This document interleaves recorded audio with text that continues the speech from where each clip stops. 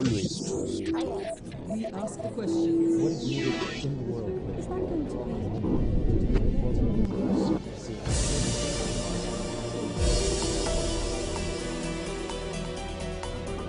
be? Hula, Syria, May the 25th, 2012. A massacre that caused outrage around the world. German diplomats are among those trying hard to end the conflict. But more than 10,000 people have died in 15 months of fighting, and so far there's been little progress. Germany is trying to put pressure on Russia, a key ally of Syrian President Bashar al-Assad. We try to convince our friends and our partners in Russia. We think it is necessary to support the Kofi Annan plan. Closer to home, Germany is struggling with another pressing problem, the European economic crisis. In a few days, Greeks will vote in an election that could push their country out of the Eurozone. Many of those voters blame Germany for making their problems worse. They say the strict austerity policies Germany favours may lead to the breakup of the Eurozone. Can Europe survive? Or is its collapse just a matter of time? We put those questions to Germany's most senior diplomat. Today, Foreign Minister Guido Westerwelle talks to Al Jazeera. Minister, welcome to Talk to Al Jazeera. You've got a very tight schedule during the few days that you're spending here, in the UAE, Lebanon, and then Turkey. Is there a sense of frustration amongst those of you who are trying to work on some kind of solution for Syria? That you're not getting anywhere? Of course, we have some frustration if we look to the atrocities and to the repression in Syria. But we have to continue with our work because a political solution is still possible. We work on the political solution. From our point of view, it is necessary to support Kofi Annan and his plan. And if the Syrian regime does not accept and does not implement the 6 points of the Kofi Annan plan, we have to increase the international pressure. But the key to this is undoubtedly Russia. So what do you do to get Russia to change its stance? We just had talks with the Russian governments last week. The new President Putin, came to Berlin on Friday. And of course, we found some clear words about the situation in Syria. We think that Russia plays a key role in this situation. And it must be absolutely clear that no one wants to protect the Syrian regime, the atrocities and the repression of Assad. And we think it is necessary that Russia understands we do not want to disturb their strategic interests in the region. We just want to help the people. Is Russia protecting Assad?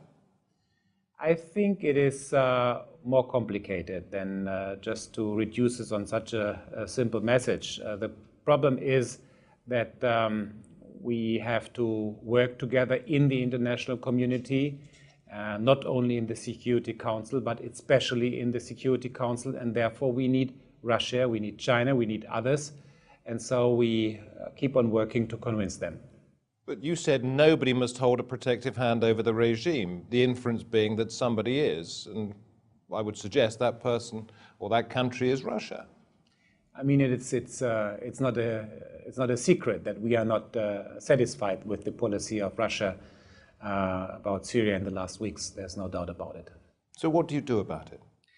We discuss and we try to convince our friends and our partners in Russia. We try to organize the international pressure. We think it is necessary to increase it. We think it is necessary to support the Kofi Annan plan. And this means that we cannot exclude other options. This means also that we cannot exclude options by Chapter 7. Which is military intervention. This is not military intervention. We have other... Chapter 7 is the use of force. No. Authorized by the United Nations. No, Chapter 7 means that we have the possibility to implement and to support the plan of Kofi Annan, for example, in the area of sanctions. But it also means, Chapter 7, that force can be used. We'll get onto that in just a moment. But I just can repeat what I just said. I mean, don't read between the lines what I do not want to say. I say that it is necessary to increase the international pressure. I say it is necessary that the Kofi Annan plan is accepted and implemented. And so far, we see that the regime of Assad does not implement and does not really follow their own duties of the Kofi Annan plan. And therefore, we have to work on in the international community to increase the pressure. And this means, for example, that the unilateral sanctions we decided in the European Union could be an answer on the international level, could be initiative in the United Nations. I get back to my point that Russia is the key to this, and if Russia doesn't agree to sanctions, if Russia doesn't agree to put further pressure on Assad, then it's all hopeless. So how do you get Russia to change its mind? I think there are many partners in the international community working on this. First, I think it is necessary to convince Russia that it is not in their own strategic interest if they really hold their protection hands over this situation in Syria. It is necessary, on the other hand, that we convince our partners to deliver clear messages to all those in the Security Council who are at the moment very reluctant or hesitating. So it is sometimes, coming back to your first question, it is sometimes really a frustrating work, but we cannot give up. We have to continue because while we are talking, while we are negotiating, there are still people dying. And we shouldn't discuss Syria like it isn't or an issue for politicians or an academic issue. It is real life. And many people are dying, and especially after the atrocities we saw in the last days, I think it is really time to increase the pressure in the international community. You have said we must avoid a conflagration, and I'm sure everybody agrees with you on that. That could set the whole region on fire.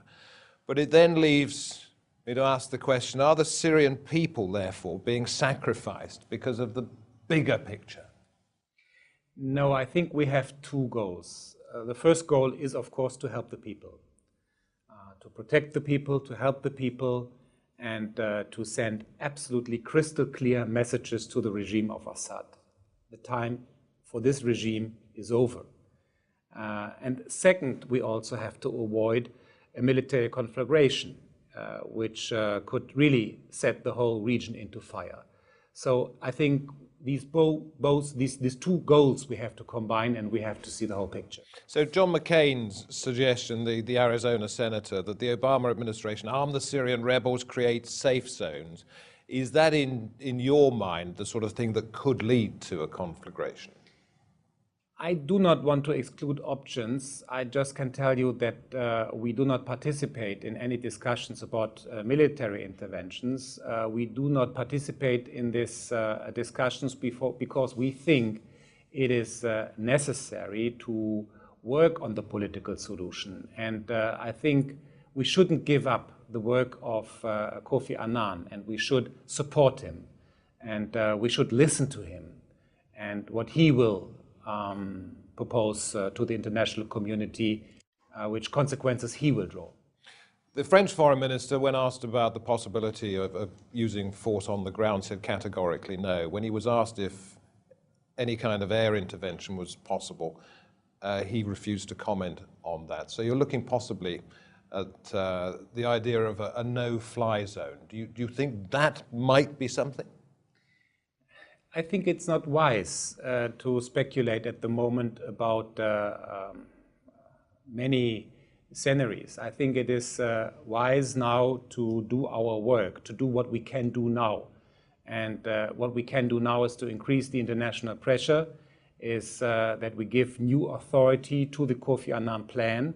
And this means probably that we have to discuss it once again in the Security Council, and that we have to discuss new measures backed by the United Nations. For example, we had around about 13 rounds of sanctions in the European Union against the regime. And I think it is time to discuss sanctions also in the United Nations. Broader sanctions. Broader sanctions. We've seen very recently the dangers of the conflict within Syria spilling over its borders. When you look at a country like Lebanon, how frightening is it for you as a foreign minister to see what might happen there with sectarian strife? It's concerning. It's really concerning, and therefore I think it is necessary that everyone understands this is not only a regional issue. It's very important to help the people in Syria and to avoid that the fire also comes to Lebanon. But it is also important for the international architecture and for our international community. And this is why the whole European Union and the so-called Western world is so engaged in this issue. Regionally and globally, as you say, or perhaps on a slightly bigger picture than regionally, if a country such as Iran felt it necessary to get involved in what was happening in Syria, these are the sort of things that you're concerned about, that it might spill into Israel as well and create a bigger Middle East conflict. I mean, just look to the region, just look to the neighbors of Syria, just look to the humanitarian situation, look to the refugees, and what this means, for example, for countries like Jordan or to Turkey. So I think it is really a very complicated situation, and we need a comprehensive approach. So we combine many measures: international pressure, sanctions. We try to convince Moscow and, of course, Beijing. So we really try to unify our international work, and we try to support, on the other hand, of course, the opposition. We had many talks with Professor Gayoun, who represents the Syrian people on the international level.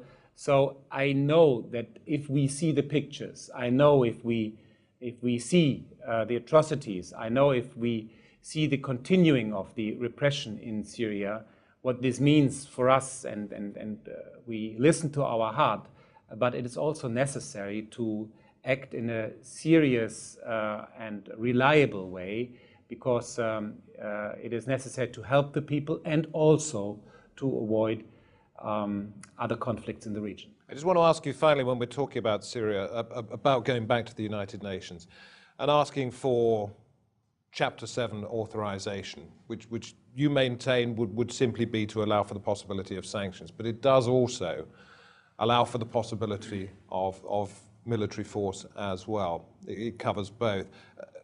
Would you feel happier if that was in place, so that if the situation escalated, any option could be taken? I just say we do not participate in any military discussions or any discussions about military interventions.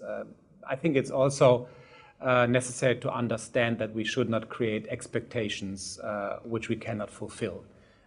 Please let us be serious and let us not produce expectations and hopes which we really cannot deliver. I would like now to move on to something else which must be occupying a great deal of your time, which is the situation in Europe and the way that it might spread internationally as well.